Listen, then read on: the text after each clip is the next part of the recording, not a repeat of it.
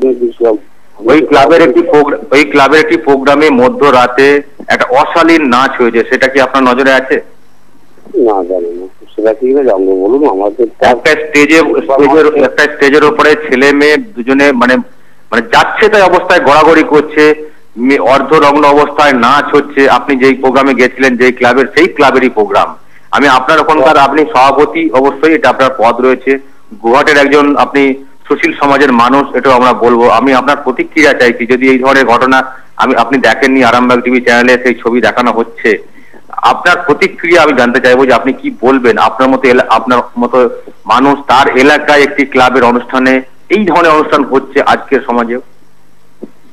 কিন্তু এই ধরনের কোনো যদি ওরা অশালীন ড্যান্সের মাধ্যমে যদি এরকম ওই সাংস্কৃতিক অনুষ্ঠানকে যদি ওরা কালো ছায়া ফেলে, তাহলে এই ধরনের মানে ক্লাবকে আমি অন্তত কোনো প্রকারই বুঝতে পেরেছেন যে তাদের যে আমি সমর্থন করবো, তাদেরকে টলারেট করবো, এই ধরনের প্রতিক্রিয়া এবং মানসিকতার মধ্যে নেই।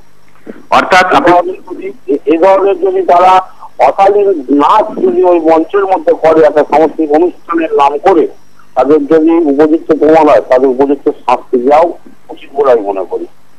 একেবারে খুব ভালো পদক্ষেপ আপনার কাছ থেকে আমরা শুনলাম। এবং আপনি কি এই বিষয়ে তাদের যদি কোনো রকম সহযোগিতা দরকার হয়, আমার ব্লকের মধ্যে একটা সাংস্কৃতিক অনুষ্ঠানের মধ্যে দিয়ে তারা বলতে আমরা একটা মানে সমাজের এখন মানুষের কাছে আমাদের যে সুস্থ সংস্কৃতি পরিবেশন করবো, সেটা যদি অসুস্থ করে তোলে, তার জন্য তাদের উপযুক্ত শাস্তি নিশ্চয়ই যদি প্রমাণ সাপেক্ষ পাওয়া যায়, পাওয়া দরকার।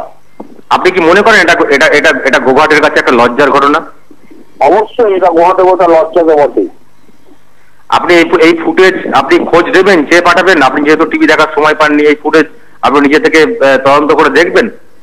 অবশ্যই তদন্ত করবো আমি, যেহেতু অনুষ্ঠান সূচির মধ্যে আমার নাম ছিল, সেজন্য আমারও একটা নিজের লজ্জা বলে মনে করি। আমি যে কজন ব্যক্তি ছিল এমএলএ থেকে আরম্ভ করে আমি প্রত্যেকের সাথে অন্তত ওই সাংস্কৃতিক অনুষ্ঠানে বা ওই অনুষ্ঠানের মধ্যে আমাকে একটা দিনই বলেছিল যে রক্তদান শিবির যেদিন হয়, অনুষ্ঠানের মধ্যে 5-6 দিন হচ্ছিল রক্তদান শিবিরের দিনে উদ্বোধনের দিনে দেখলাম।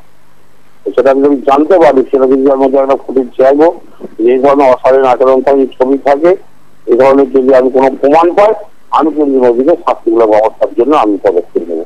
ওকে, আপনার কাছে আমরা ফুটেজ পৌঁছে দেবো, আমরা আশা করি। কারণ যেহেতু আপনি একটা ভালো মানসিকতা দেখাচ্ছেন যে এইগুলো হওয়া উচিত নয়, এগুলো বর্তমান যুগে সুস্থ সংস্কৃতি সব পরিবেশন করতে গিয়ে মানুষকে অনিশ্চয়তার মধ্যে ফেলে দেবো, এই চিন্তাধারা আমার মধ্যে নেই।